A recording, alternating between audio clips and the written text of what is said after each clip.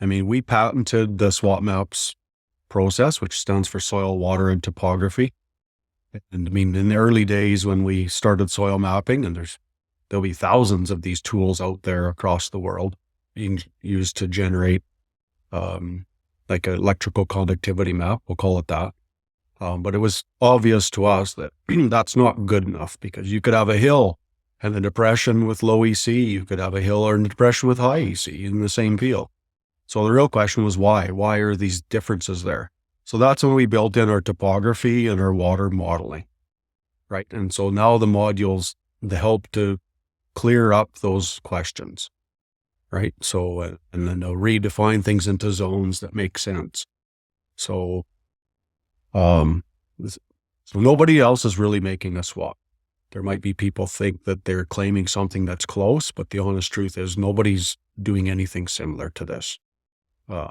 So that's the key thing. When the data comes in from the SWAT box, then it goes into our proprietary module that builds all these individual layers, and people can use them for drainage or those types of things too, right? It's modeling all this, how the water works in the fields and where it sits and where it doesn't. And so when they're done, they basically get a proprietary map, and it's been very popular and very easy to move to other parts of the world.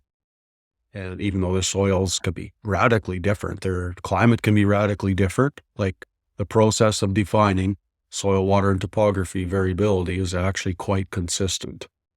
So yeah, it's been a very popular map. It's very, very difficult to make. So that's sort of probably been where, our moat has been. And the early users, Cory, was that basically you and your employees kind of coming up with these ideas of where you needed to take the platform next? Yeah, it was all like internal.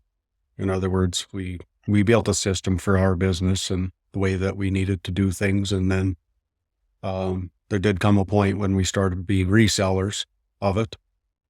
So then you do get different perspectives of, how people want to do things. And like now I believe we're up to probably like 20 different soil test labs that can import data or something like that. So yeah, over time it has evolved into being, used in so many different geographies that those people influence what gets built as well. But in the early days, it's always been internal. And I think one of the strengths of what we have built is that we still have a very large footprint of boots on the ground consulting here in Western Canada. Like we have about 40 staff that still use the software every day. And so, I mean, that's really good too, because if there's bugs or any issues with stuff, well, I mean, we need it to work too. So that's almost an advantage to all our partners that use it, is that, they know that we can't be down either. Like it has to work for us. So, yeah.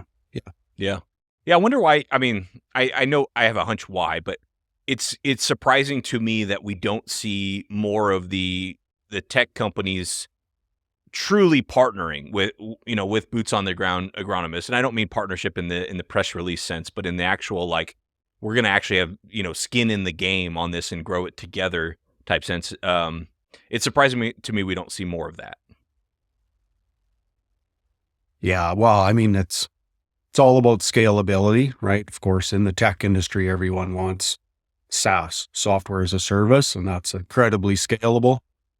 And that's nice, but I think the agriculture's kind of proven that scalability is great, but it just kind of happens almost like a staircase, right? Like it's incremental, and it's very difficult to gain a service provider or a farmer's trust just with a tech tool. Yeah.